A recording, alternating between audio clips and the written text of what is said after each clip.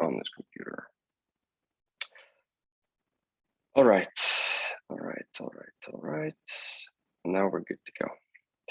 Okay, so after a bunch of technical difficulties, I think we're good to go. Thank you very much, everyone that has gathered here on the call.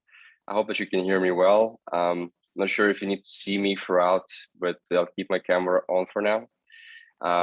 Today, we're going to have the first community call in what I believe has been 6 months. And so a lot has happened during that time. We feel like it's been long overdue.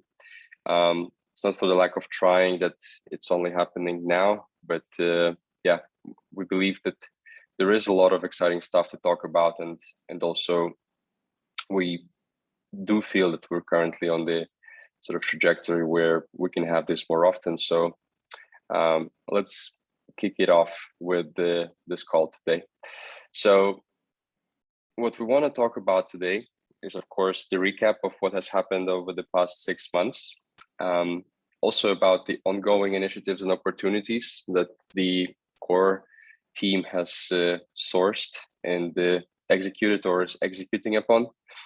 We're also going to talk about the ongoing node operator onboarding, as well as some other sort of important, just I guess, issues that the community has been concerned about in the past couple of days since the influx of new ETH. We're also going to touch on the areas for improvement that basically, at least I personally do see for the work the core team does, and also maybe how we organize as a community. And then we're going to wrap this up with a Q&A. I hope that we won't take more than 1 hour. I'm going to stick to the agenda here, and yeah, let's see how it goes. So let's start with a recap. StakeWise V2, I guess, is the first thing on the list of new items that the core team has delivered over the past 6 months. The big chunk of this is the new UI, of course, with the reworked dashboard and farms that our front-end team has been tirelessly working on. And a little more recently, the multi-language support, as well as adding a few more wallet options that may not be available in production right now, but are soon going to be available.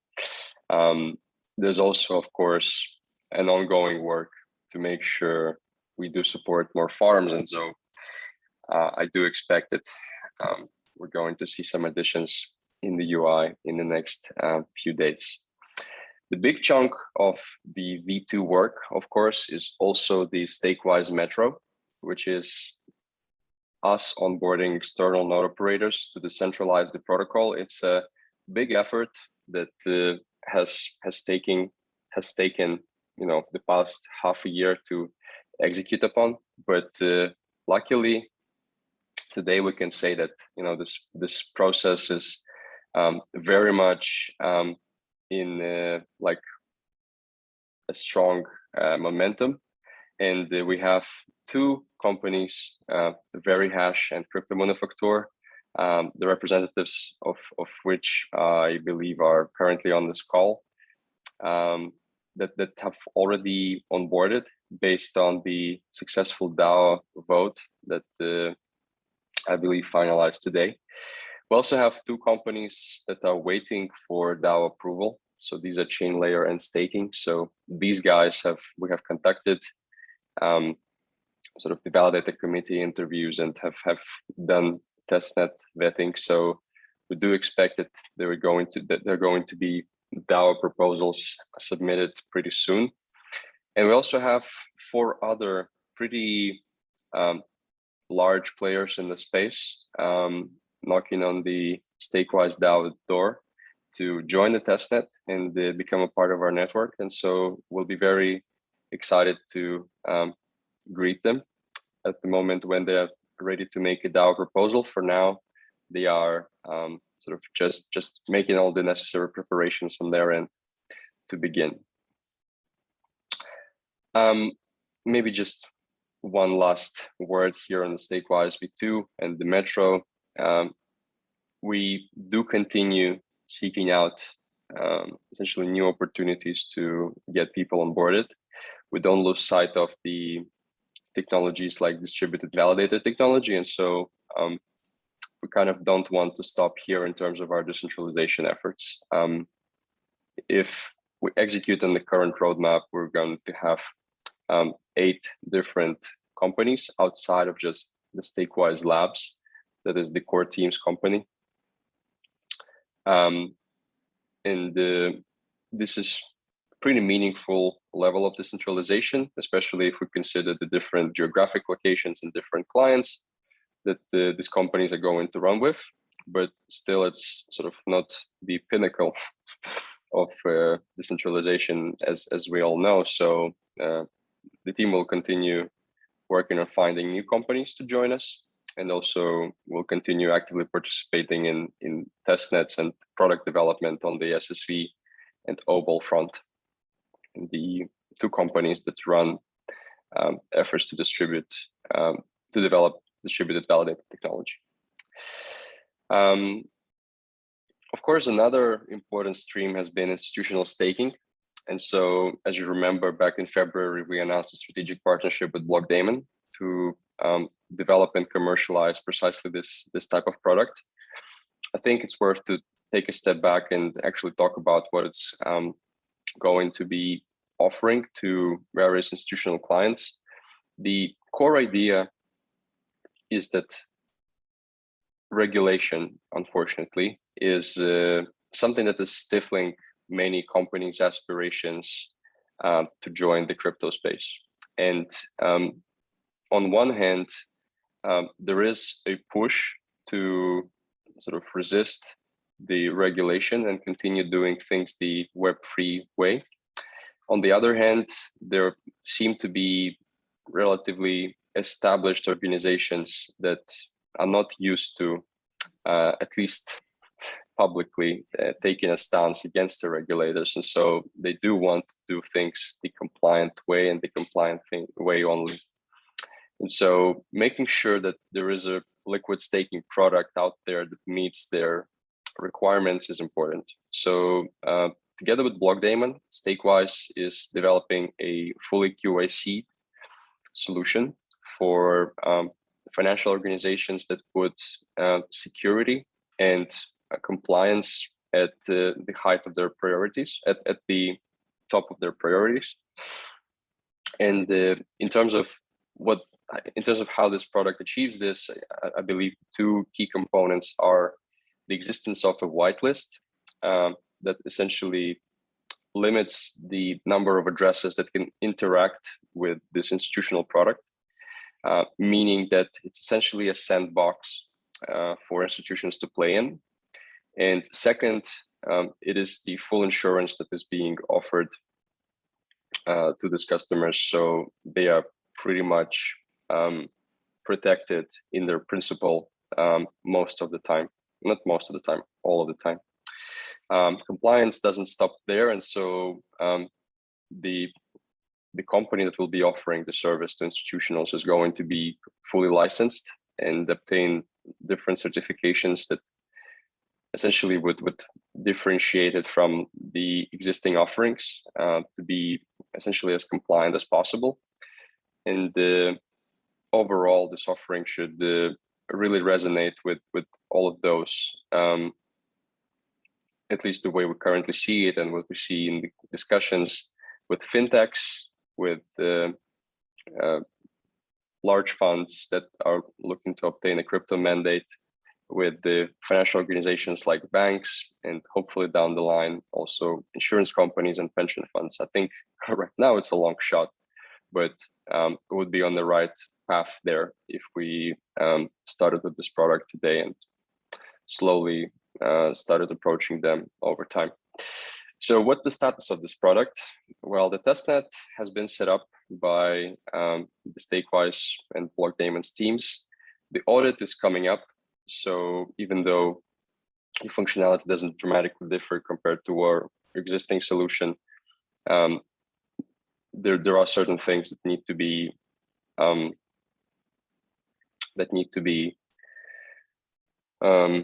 audited on top of what we currently have.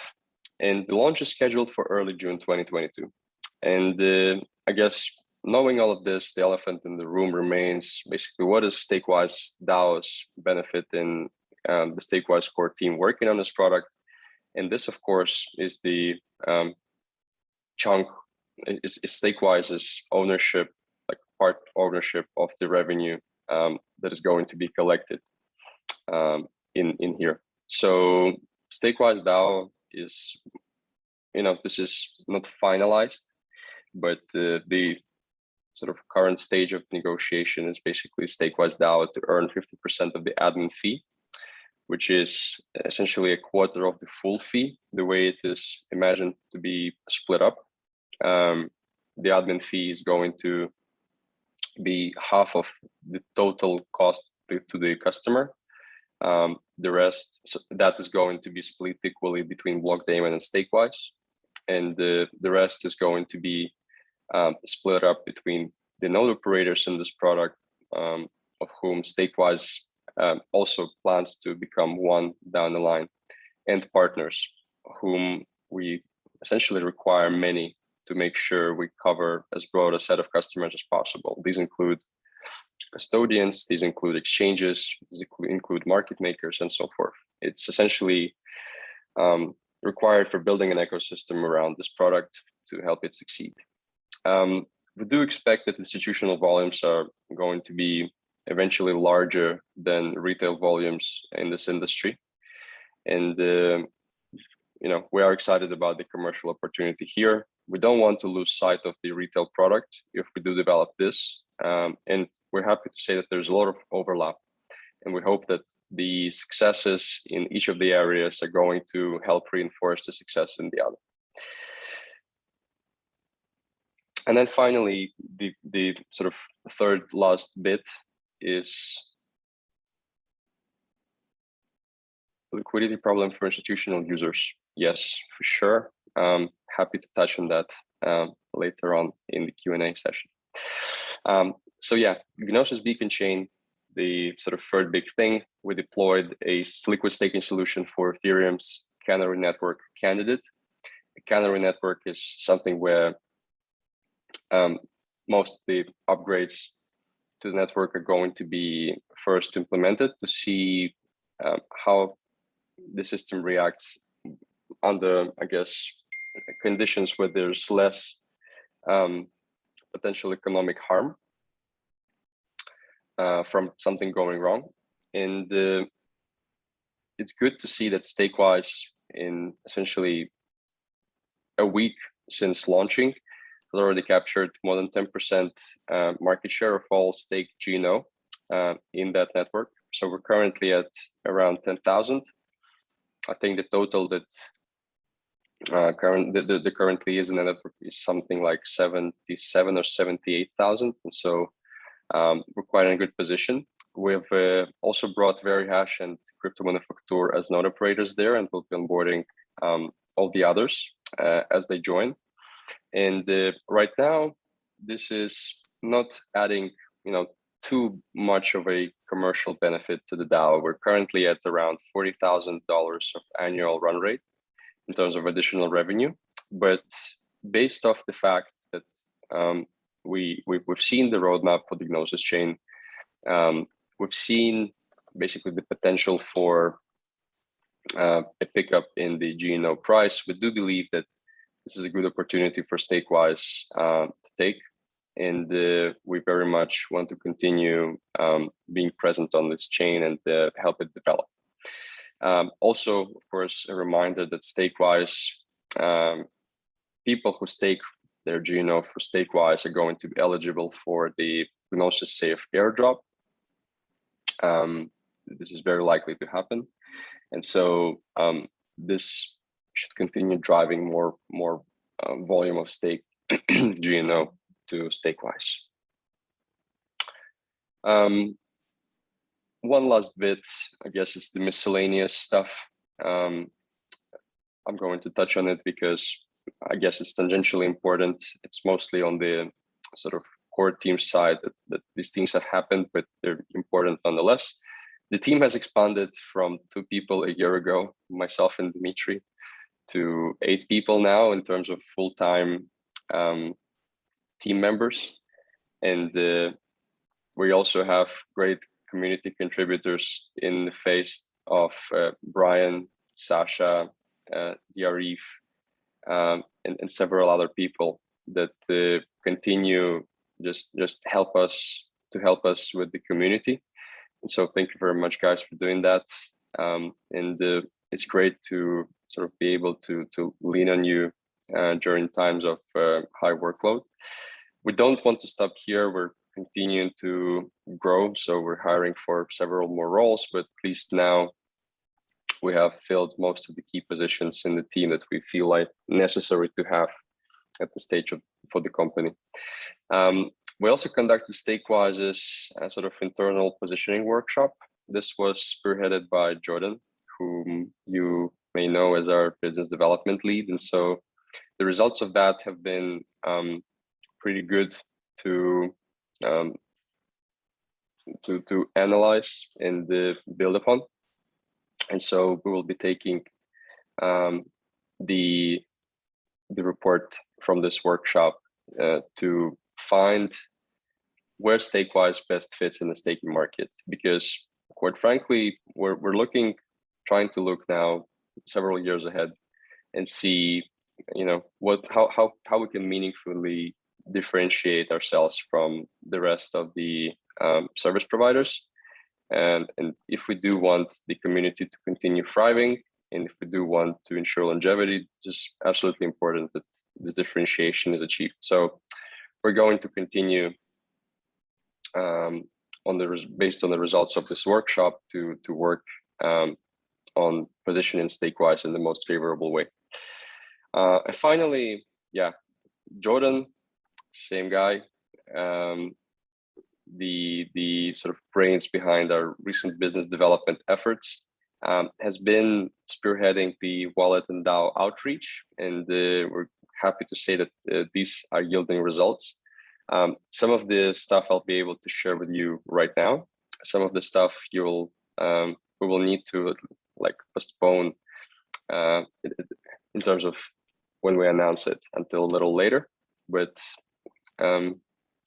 yeah, it's been good to see that StakeWise is sort of out there in the trenches, sort of fighting against other service providers for a piece of the staking market, and succeeding in quite meaningful ways. I'm going to stop here to hear if you guys have any questions. Maybe we could address them head on right now, or maybe we'll leave them until the end of the call. It's up to you. I'm happy to take any questions you currently have. Let me know.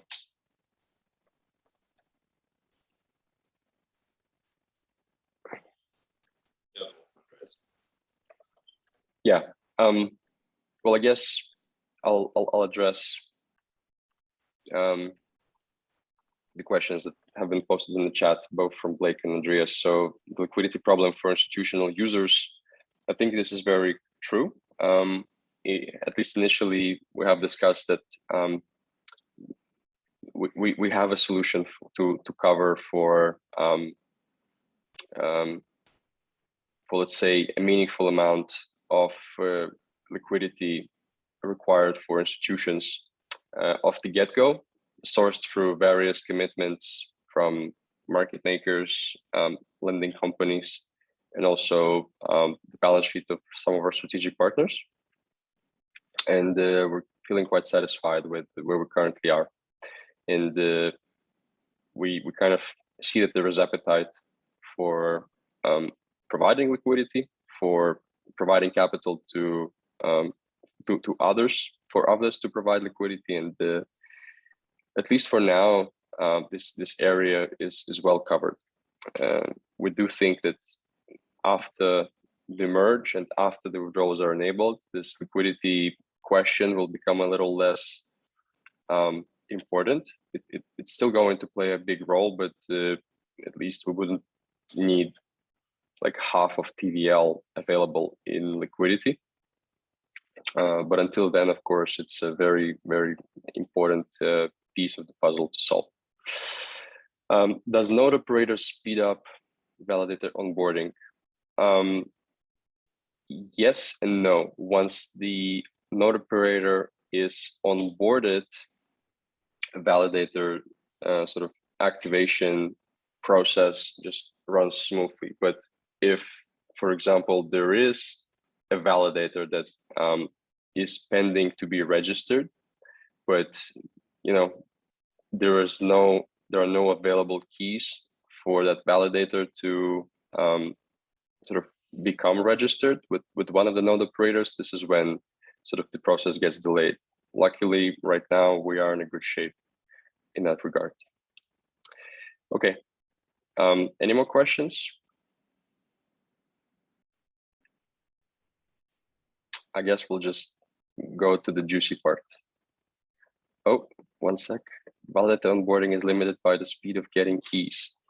You can say this, yes, but this is actually also like, I think it's two sides. Validator onboarding being limited by the speed of getting keys is both the network queue and the sort of speed with which the DAO votes on new keys allocations and with which the node operators actually get this, like create these keys. Okay, so we're now to the juicy part. I see that Dima, for some reason, unmuted. Maybe you want to address this.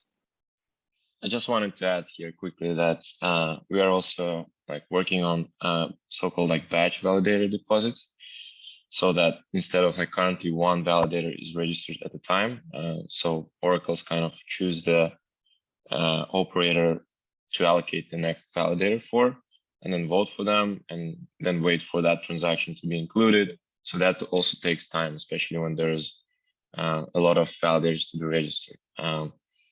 And the batch validator registration would mean that we can register multiple validators at a time. So we would choose like operator and then register, let's say 5 or 10 validators to them. And just wait for that one transaction to go through and have like, increased speed 10x maybe or something.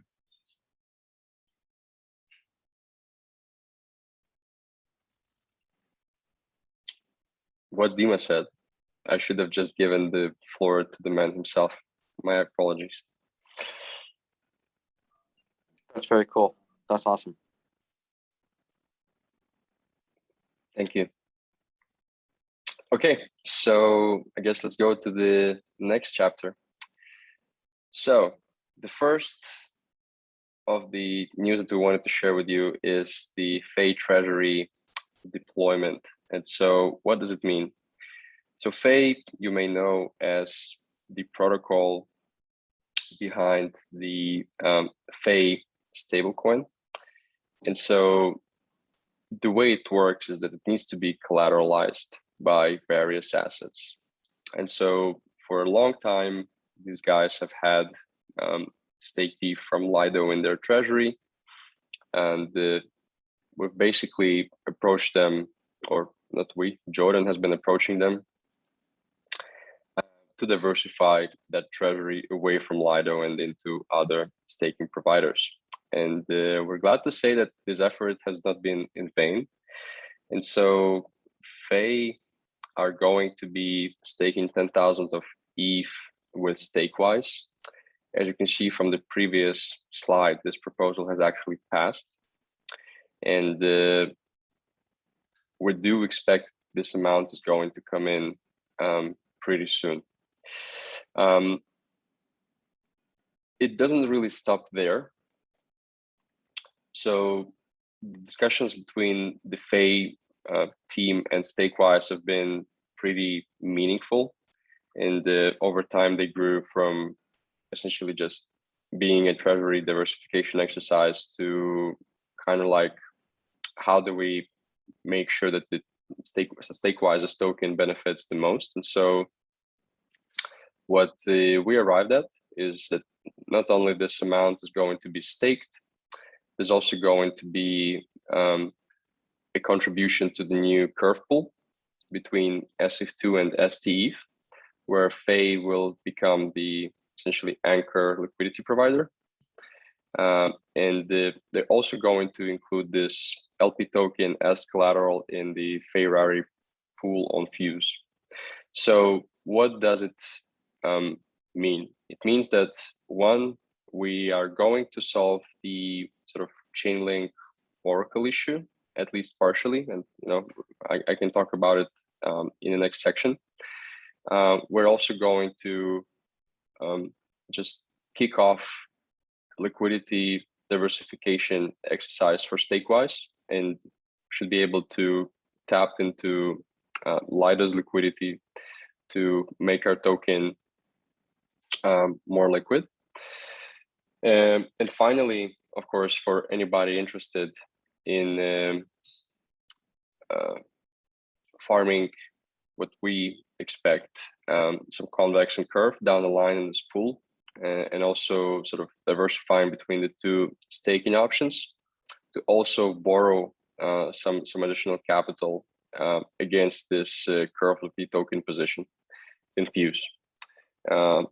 Just as a reminder, FEI is actively providing the FEI token, the essentially stable coin, as sort of something that can be borrowed at attractive rates in the FEI pool. So overall, we feel like this is a very, very good development for StakeWise. The core team has committed 1.75 million SWIs to the FEI DAO as means for fostering a closer relationship between the two DAOs. And on one hand, this sounds like essentially us paying these guys to stake with us, which would be bad. On the other hand, we do see that in this market, there has been a lot of entrenched interest with some of the larger providers, namely being Lido, offering significant incentives to different market participants to stake, where essentially the fees, or rather the sort of referral commissions or sort of the kickbacks, run up to 1% of stake capital. And in this environment, StakeWise is basically was required to work its elbows and sweeten the deal in order to continue growing. And so what the StakeWise core team has committed to the FEI DAO is it has committed from essentially its internal resources. We do expect to set up a wider referral program, or at least we're going to propose it to the DAO in order to make sure that we can we can use opportunities like this with FEI, and also with some of the wallets and other DAOs we have spoken to continue growing the treasury by utilizing some of that SWIs. And it is likely that we're going to ask the DAO to sponsor this referral program. I guess we can talk about it in detail in the respective proposal that's coming up soon. But overall, the team's position on this is that there is quite a competition to get more TVL under the belt. And as long as we can find favorable deals like this for ourselves, we shouldn't be scared to put this SWIs to work. So this is about FEI. This 10,000 ETH we do expect to come in pretty soon. Now, the curve SF2 STETH pool, touched on that briefly in the FEI proposal discussion. The idea is to create a pool between the two most liquid StakeETH tokens. Someone's mic is not on mute, so if you please could mute yourself. The idea is that this pool will help bring more liquidity and trading volume for our StakeWise token. Right now, the volume is unfortunately not sufficient to create a Chainlink Oracle, which is a major sort of bottleneck for integrating into Aave, into Anchor on Terra, into Rari, and a bunch of other places. Guys, someone who is still not muted, please mute themselves.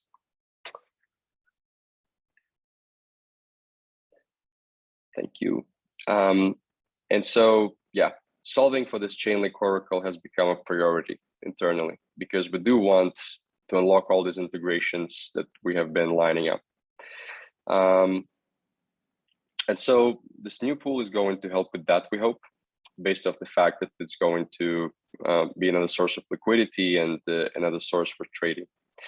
Faye is going to be the anchor LP in there, as I already mentioned, but the team has been working in the background to line up convex and curve votes to make sure that this pool actually receives additional incentives, so that it becomes a great place to not only stake, but also farm. And so once we do achieve that, it's just going to be a great addition to the overall opportunity set within the StakeWise DAO for farming and staking purposes. Now, we also discussed a new UniV3 pool with Gelato added on top. So what's this all about? So Gelato is a automated and non-custodial, which is important, UniV3 liquidity manager. Like, to put it in plain terms, it can manage the LP position for you, and it can simplify depositing into the liquidity pool. We all know that it's not as straightforward as we would like it to be with UniV3. And so by having Gelato, what we expect we could achieve is just simplifying adding liquidity to our pool, and therefore sourcing even more liquidity than before, because we do believe that some people are put off by the complexity of adding and managing this liquidity. We also have thought about essentially adding Gelato not on top of the existing pool, but rather the new pool with a considerably smaller trading fee. The reason for this is because there is, again, a competition between different staking providers in terms of slippage associated with entering and exiting from the stake defer positions. And the StakeWise currently is not the best in this area, based off the fact that our trading fee is too large. You can see that the STETH token from Lido is actually higher than SETH2 on this chart in terms of being in parity with ETH. But if we were to adjust for the commission fee, StakeWise would actually be ahead. We would actually be much closer to one than Lido. And so this is exactly what we want to achieve. We want to sort of remove this handicap of 30 basis points and reduce to just one, in order to be as close to parity as possible and make sure that we open up opportunities for trading and arbitrage. Because in finance, the fewer frictions you create for capital to move around, the better. And this 30 basis point fee creates quite a lot of friction for arbitrageurs and just in general stakers right now.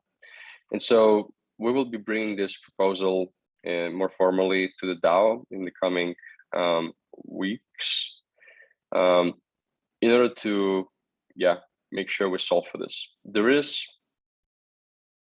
It is pretty complex to pull this off, because we need to migrate liquidity, and so we want to take our time to think through all of the aspects of what would go into pulling this off.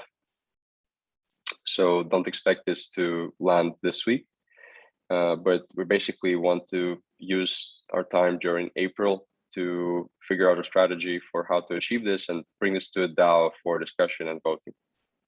This is not final, and if you have any thoughts on this, then please make your voice heard in the existing thread or in the new thread when it becomes available. Okay,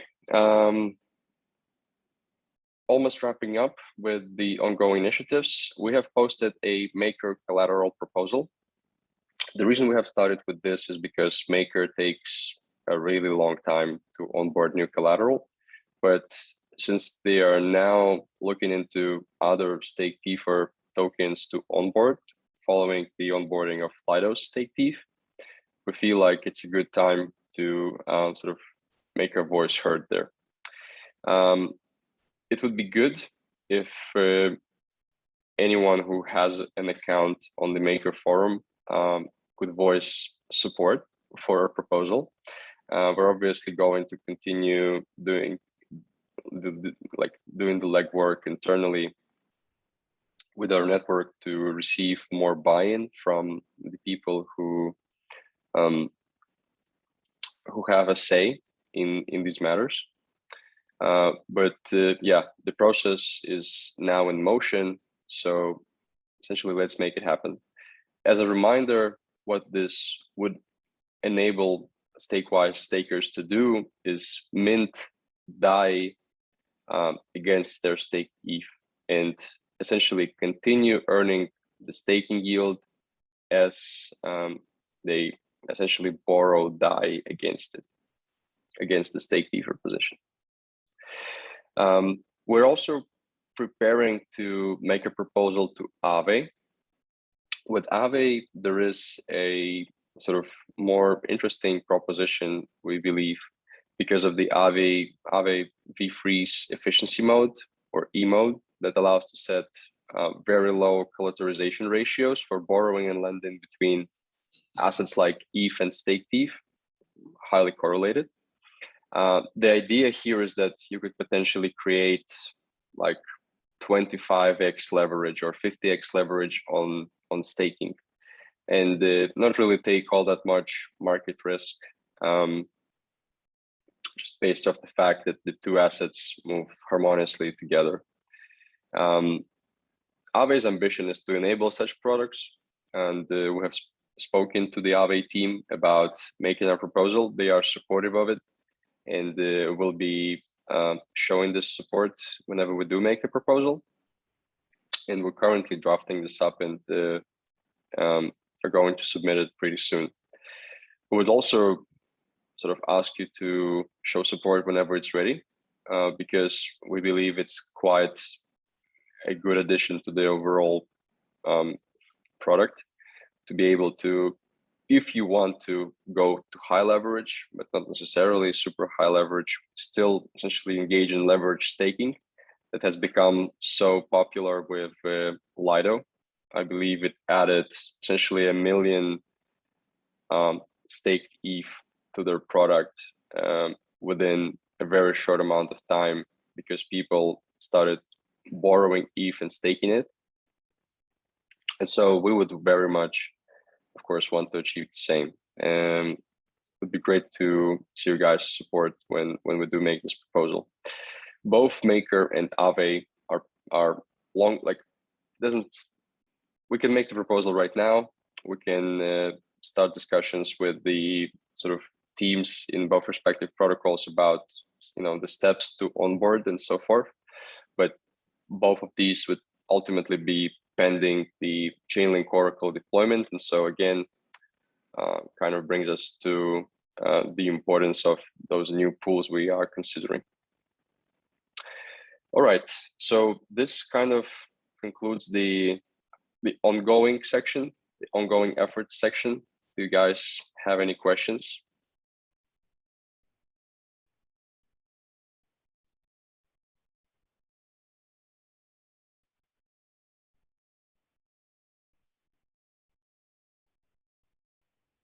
All right, seems like made it pretty clear, or at least I'd like to think that.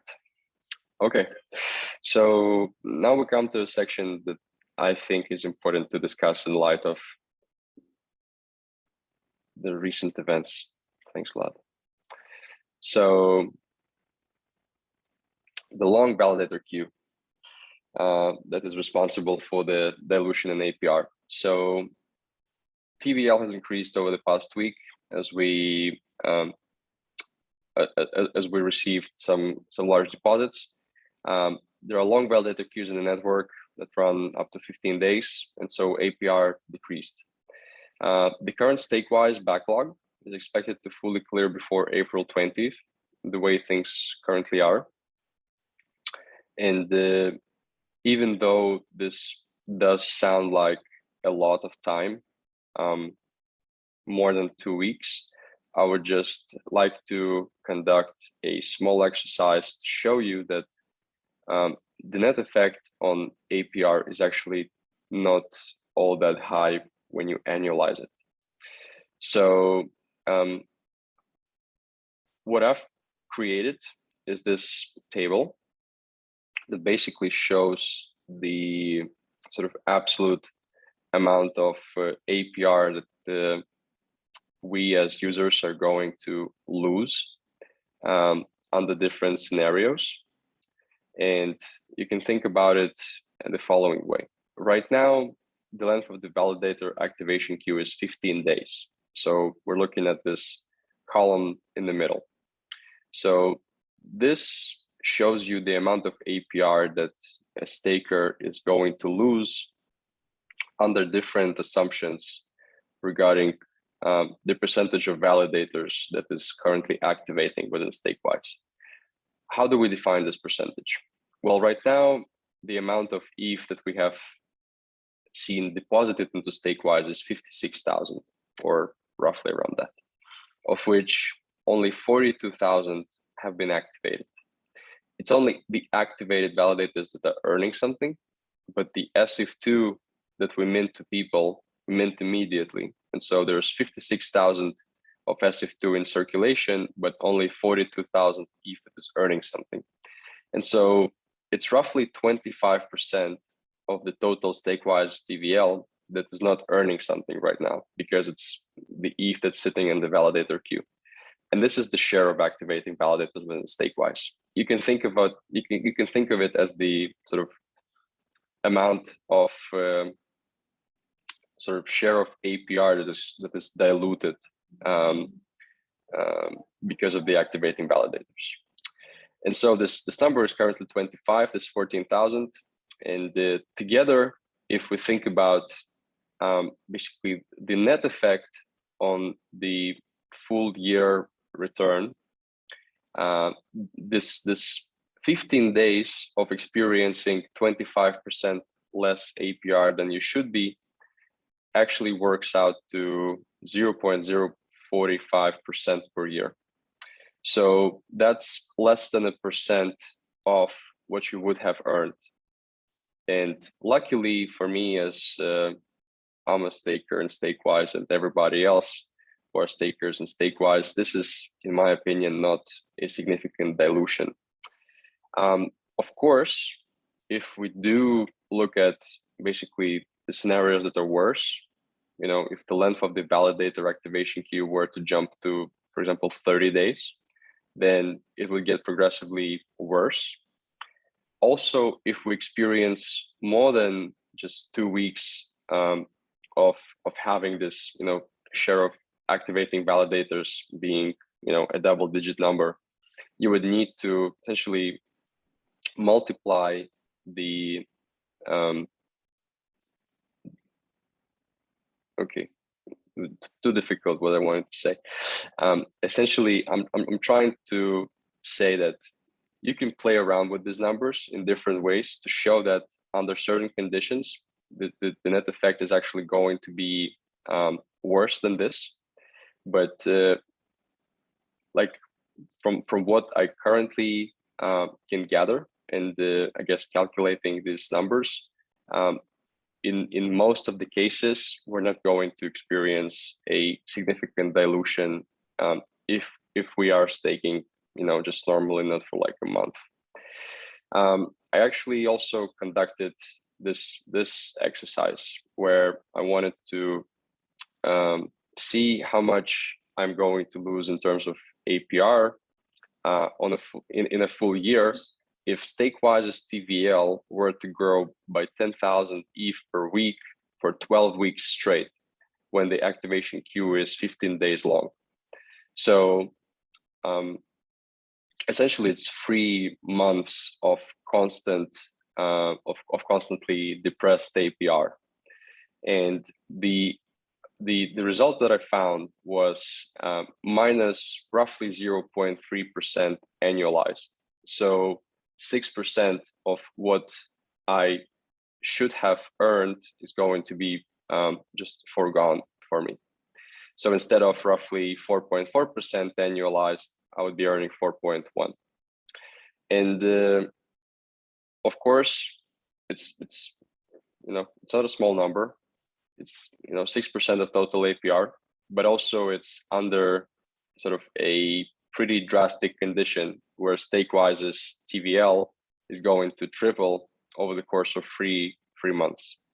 And when I look at essentially the balance of things, if I am a staker in StakeWise and I have some SWAT tokens, I would actually expect that the benefits of TVL skyrocketing and tripling over the course of 3 months would offset the decline in APR that I would experience.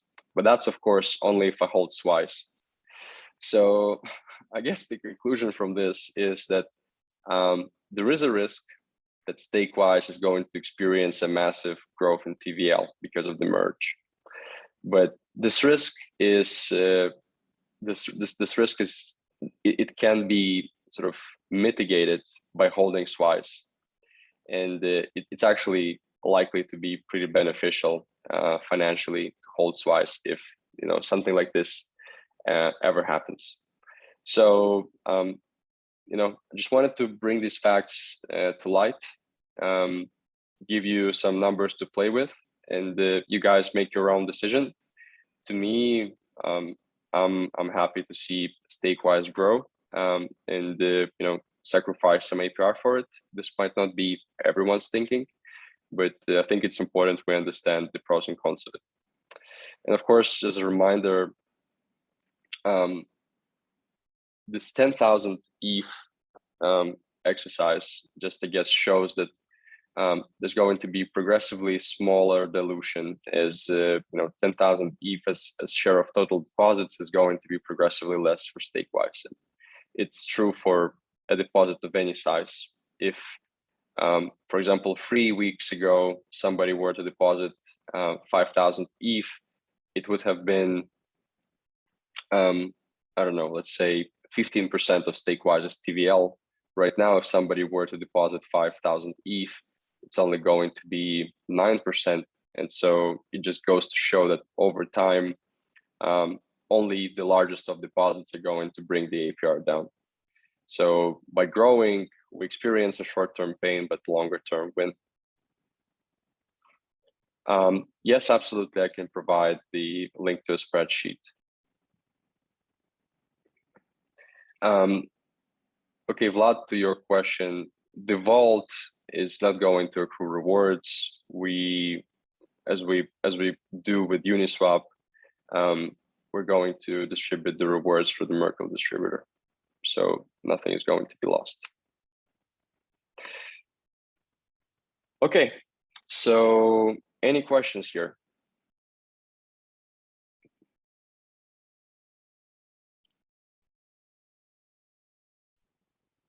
So I'm curious, if we weren't diluted right now, what would be the staking APR? It's right now 3.28%.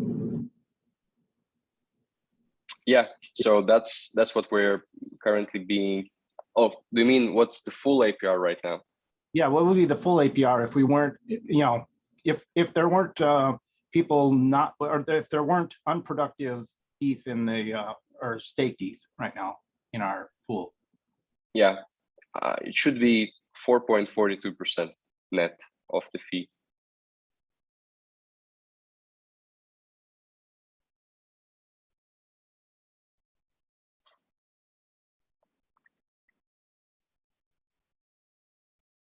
Does this answer your question? Yes, it does. Thank you. Okay, great. Any more questions? I guess addressing Vlad's question in the chat, STETH does accrue rewards does accrue rewards just within the pool. SIF2 accrues rewards outside of the pool. We see that essentially going to work the same way in terms of the accrual of staking rewards to STETH as the current STETH ETH pool, with some REF2 rewards on the side. And it seems like the way that the STETH ETH pool currently works, the staking rewards in there are preserved by people because you can take out more capital than what you put in. And so based on this fact, we do expect that all the staking rewards in this pool are going to be preserved one way or another. For StakeWise, for the Merkle distributor, and for Lido, StakeTETH, just internally within the pool.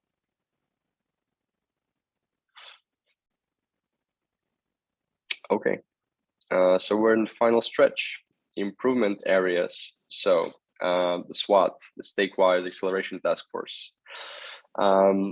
This is an area of improvement because we have teased SWAT 6 months ago and it still hasn't been shipped. And so what this requires is an improvement in momentum and leadership, first and foremost from the core team. And so I guess I'm the first person in line to be responsible for SWAT not being shipped. That being said, I do think that we are pretty close to shipping it.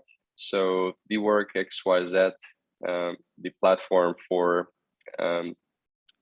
arranging collaborative work within a DAO, that was shared with us by one of the StakeWise DAO members is actually a very promising tool for achieving most of what the SWAT wants to achieve.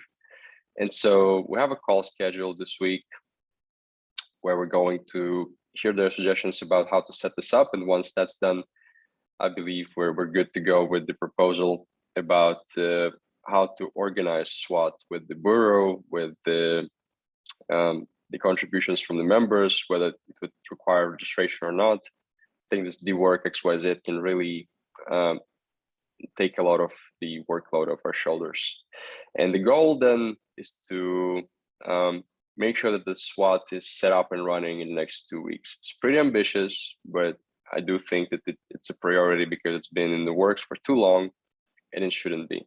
I really want to run this ASAP. And so the deadline for shipping this is April 20th. Another area for improvement is oracles. So I guess it is no secret that after the V2 upgrade, we have encountered stability issues, and the oracle is down more than we would like it to be. And a lot of it is related to external dependencies, but it doesn't really sort of reduce the blame on the internal team for how unstable it has been working. So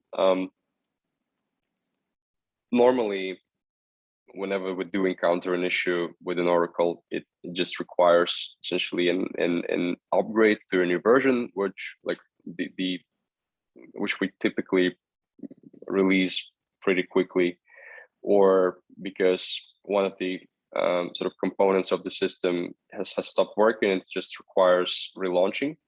And so the issues are typically trivial, but the communication between the core team and the people who run the oracles, the different organizations that are involved in this, is actually the biggest bottleneck and something that consumes most of the time to sort of get in contact with them, get them to take a look at the oracle, get them to restart it or upgrade it and test it. And this adds to the delays. And so what is the solution to sort of get this resolved quickly? Well, first and foremost, we need to decentralize the oracles more and do it with people that actually are already very aligned with StakeWise in terms of making sure infrastructure runs smoothly. And these are node operators, quite unsurprisingly, to be honest. And so what we want to do is have the node operators help us run the oracles in order to make sure that we're actually putting them into the hands of people who are very hands-on with what's happening with StakeWise and can be monitoring these things on their own and actually be the ones to ping us rather than vice versa if something happens, and be able to quickly fix something on their end without our involvement.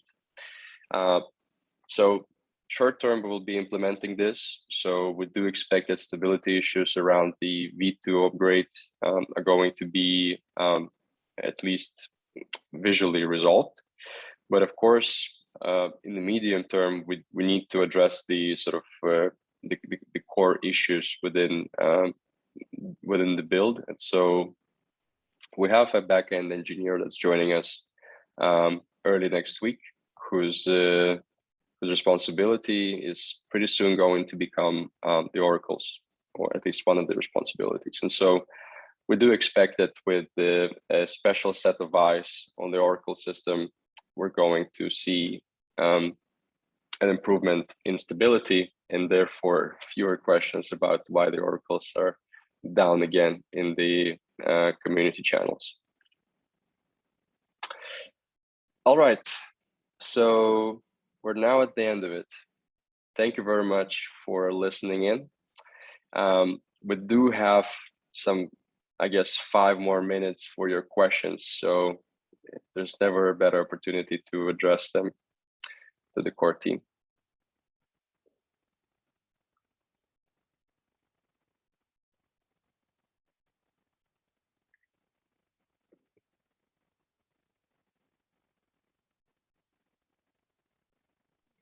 Okay. So I don't really know how the oracles, I'm not exactly sure how the oracles work, but by having the node operators run the oracles, is there a security concern about distributing the oracles, the responsibility of who runs the oracles, or how many oracles are run by any single node operator? Like I said, I'm not sure what the impact is of having other people run the oracles, but is there an impact of other people running the oracles? I think it's a great question. I'll let Dima answer it. Yeah, thank you. Well, I think like in general, it's good to always like keep that in mind, that we don't want to like certain parties to like hold the majority of oracles. Currently, they work in a way that there is a formula which is like 3n plus 1, like meaning that if you want basically 2 oracles not to vote and still get the votes through, you need to have like 5 oracles. So 2, like basically 3 times 2 plus 1, which is 7. And yeah, and I think like that's something we carefully keep in mind, that when we choose the oracles for like for the system, and the goal is to have 10 oracles in total.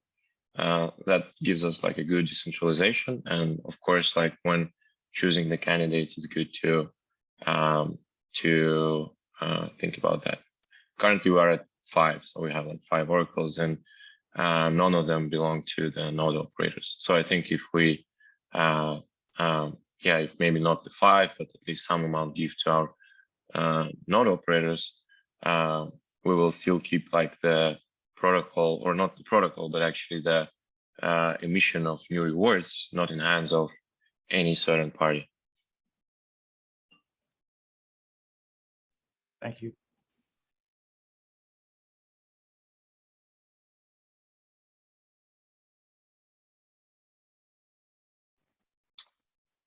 All right.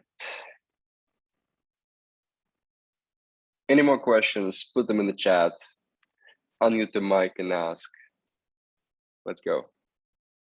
Last couple of minutes.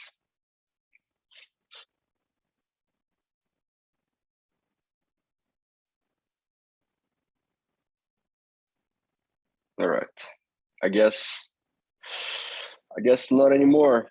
So thank you very much to everyone that found time to participate. It is our ambition to make sure we establish a regular cadence and start building more in the open. We're going to follow up on the areas for improvement and also some of the forum proposals that need to be made to the DAO to push the ongoing initiatives forward. But in the meantime, thank you very much for tuning in. It's been a pleasure to share some of these developments with you, and I'm looking forward to the next time we do this. This concludes All the right. call. Thanks, Kiri. Thanks, Kiri.